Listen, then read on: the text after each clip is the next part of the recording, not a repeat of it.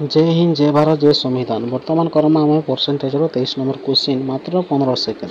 बहुत easy question कौन अच्छे देख the difference between 63% of number and 45 of the same number is 342। तो what is the 78% of that number.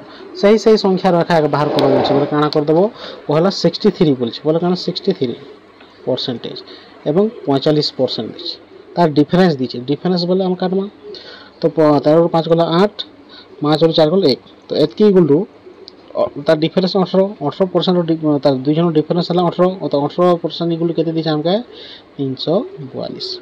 तो 1% equal to बाहर कर पहला 342 के 42 हरण हला 18 78% बाहर करबो बोलछे तो 78 बोले काना 78 गुणन करना हला काटा छाटा करमा हम काटा छाटा कले काना देखो पहला आम 2 दिकाल 2 9 18 2 3 6 2 9 18 3 कटवा 3 3 9 3 1 3 3 3 9 13 है 3 दी कटवा 3 1 3 3 1 3 3 4 12 114 और 13 को गुणन करमा केते आम जब आम 114 और 13 को गुणन कर 3 4 12 3 के 3 4 3 के 3 एक गुणन कले किए क्या हवा तो 2 के 2 4 4 8 4 1 तो 1400 आमर 82 राइट आंसर जेटा होचे ऑप्शन नंबर डी है राइट आंसर। ओके।